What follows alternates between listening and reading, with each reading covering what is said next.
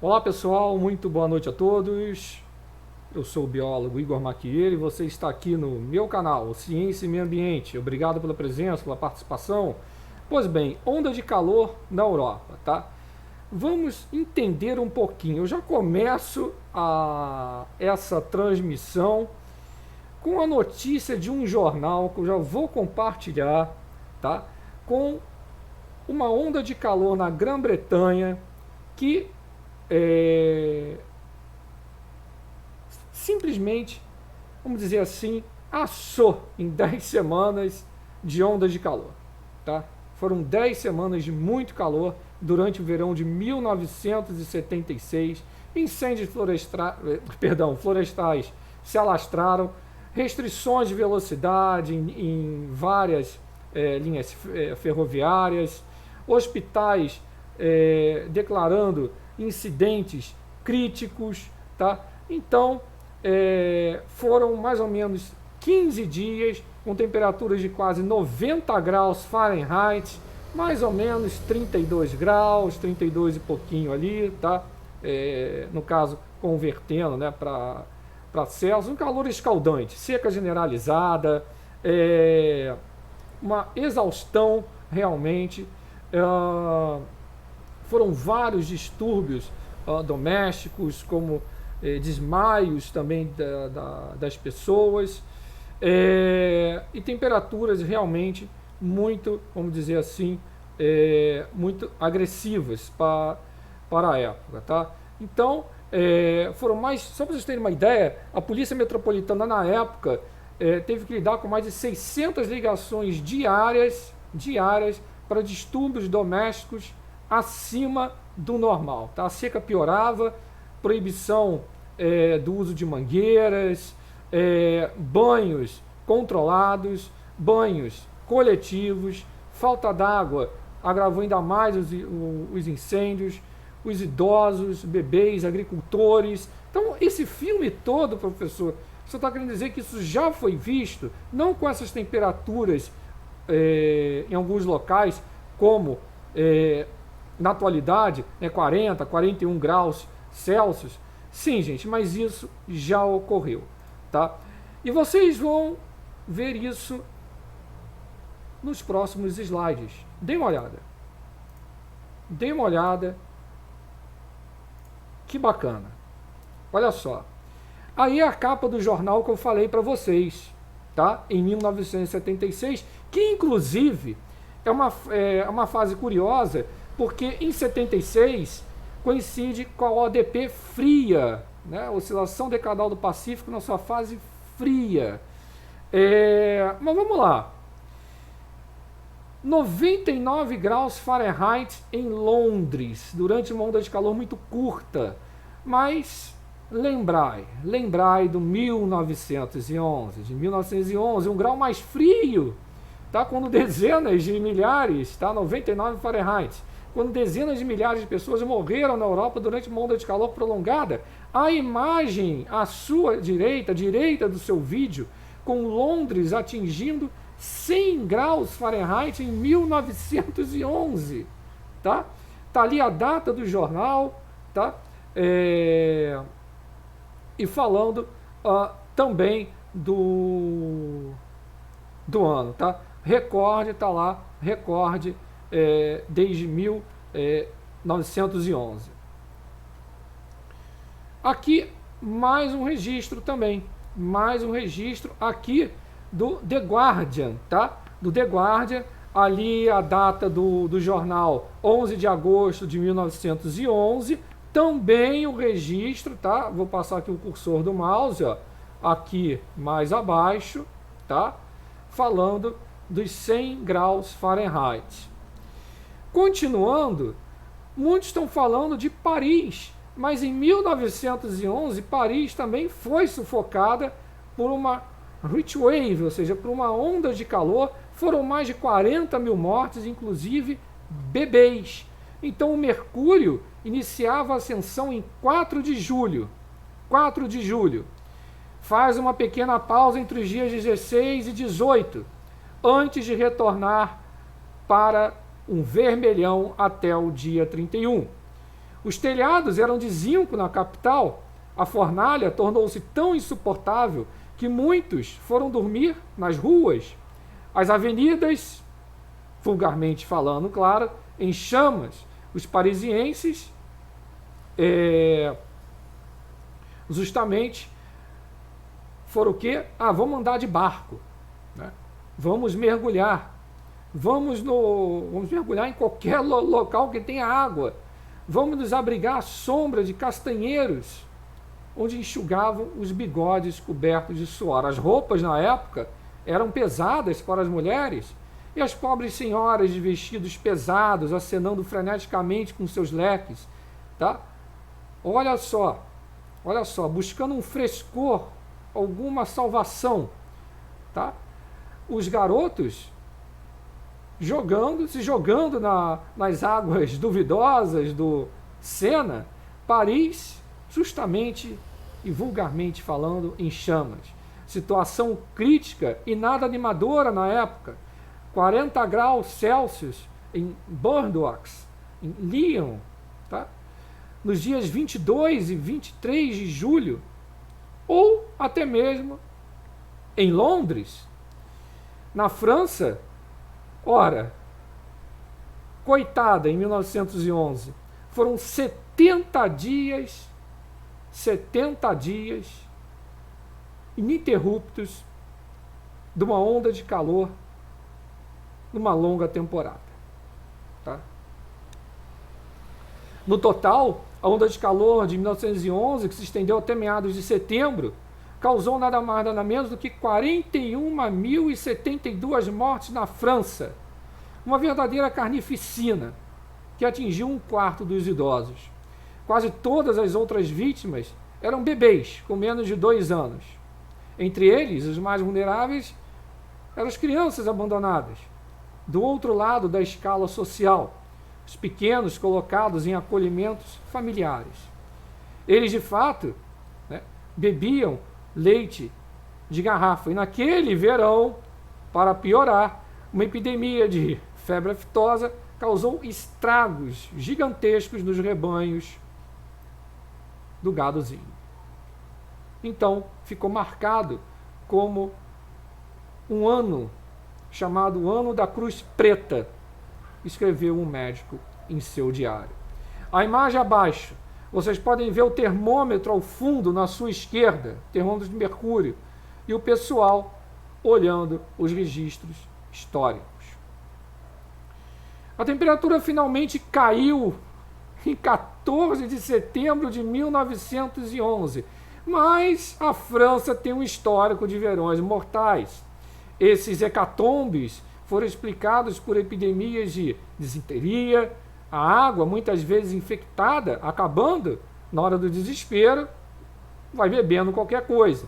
De acordo com a sua monumental História Humana e Comparada do Clima em 3 volumes, esse senhor ali, tá, relatou os verões de 1718, 1719, que permaneceram nos anais com 700.000 mortes registradas. Uma região parisiense transformada praticamente, didaticamente falando, como se fosse um Saara, até com aparecimento de nuvens de gafanhotos. Ora, se sabemos que o verão de 1911 causou um pouco mais, né, de 40 mil vítimas, e a onda de calor de agosto de 2003, um pouco mais recente, 15 mil, enquanto o intenso de 1947 ocasionou poucas mortes, as ondas de calor históricas anteriores permanecem difíceis de avaliar por temperaturas que mortalidade. Por outro lado, sabemos que, graças ao trabalho de Emmanuel Leroy Ladurie, que uma terrível insolação em 1636 levou a cerca de 500.000 mortes do rei Luís XIII. Então isso não é recente, tem um histórico disso. A onda de calor de 1911 foi tão mortal que deixou as pessoas alucinadas, praticamente malucas. A onda de calor de julho de 1911 matou milhares de habitantes da Nova Inglaterra e deixou muitos à beira da loucura.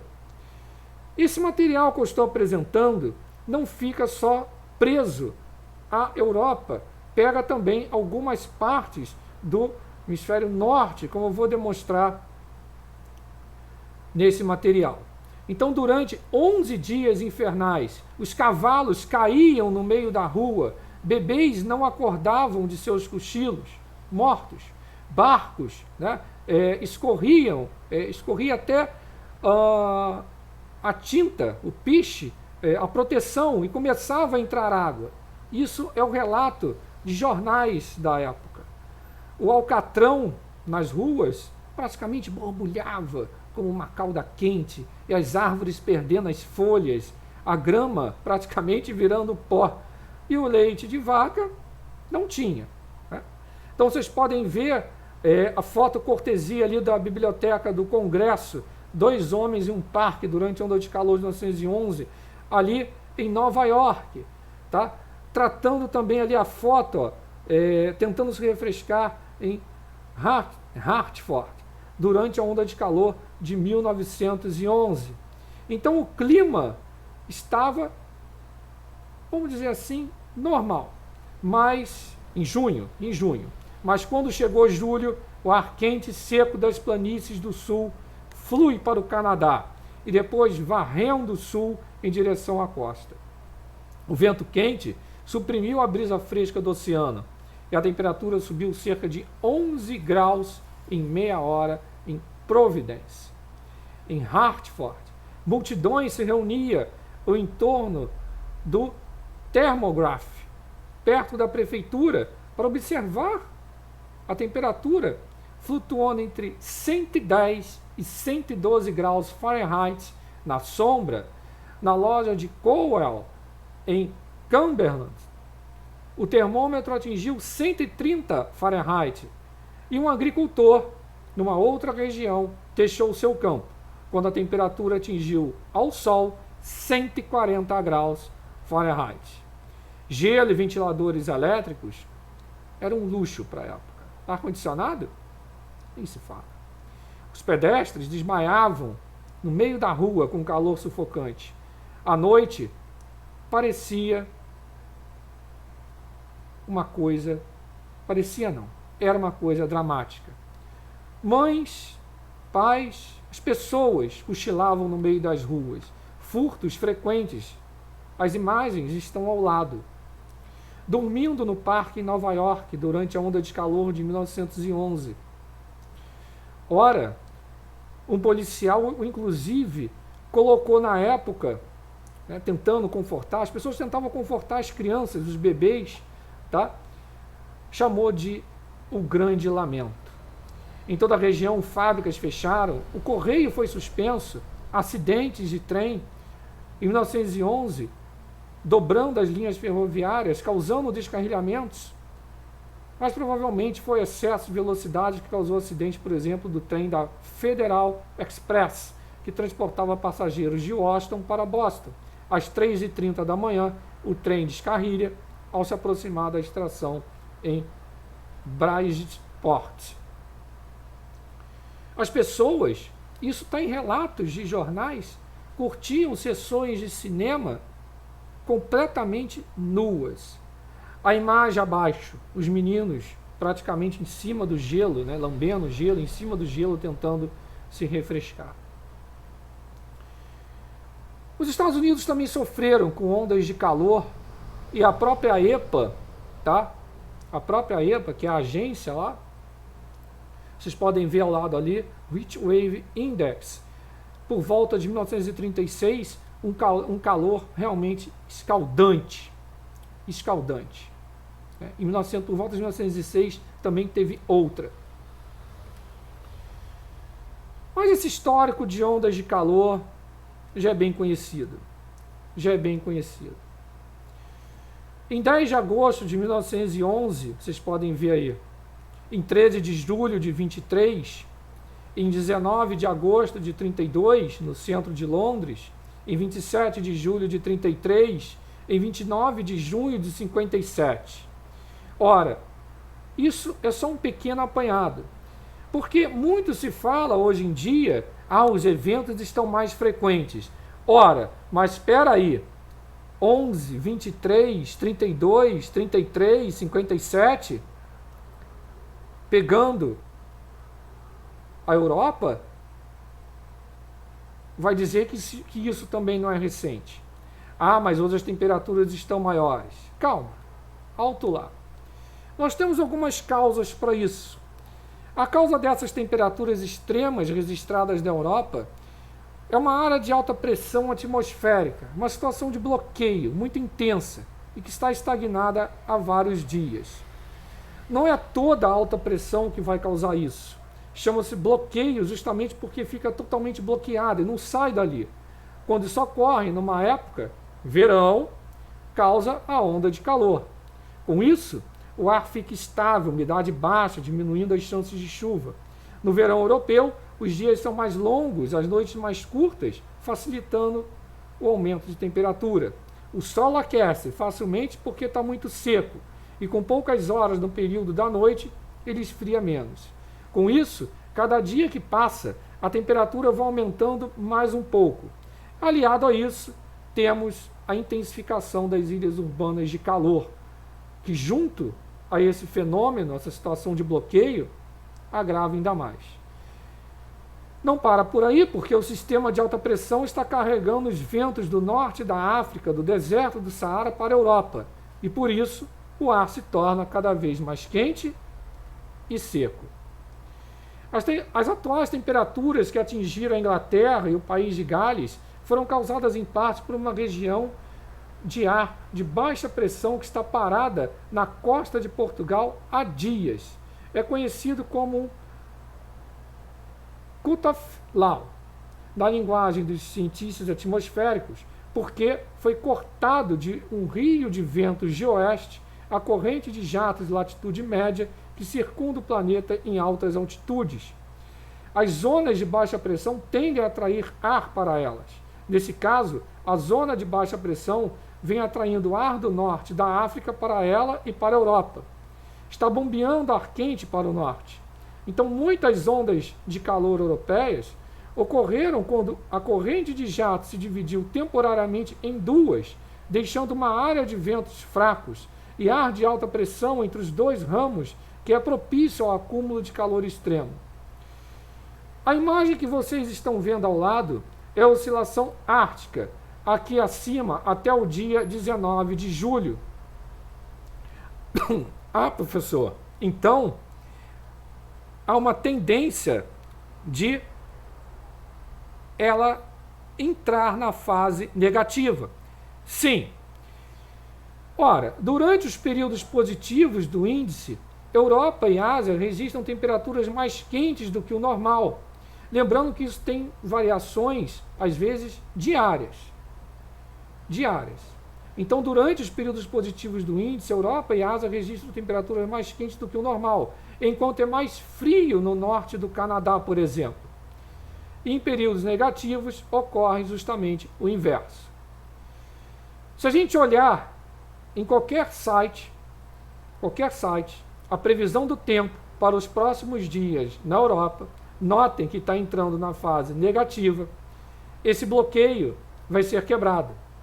E sendo quebrado, a histeria vai parar um pouquinho. Aqui é a animação melhor dizendo, é a imagem da corrente de jato meridional. Tá? A corrente de jato, junto com a oscilação ártica, junto com todos esses fatores, é o que está ocasionando essas temperaturas, vamos dizer assim, extremas, porque isso já ocorreu no passado, vai continuar a ocorrer.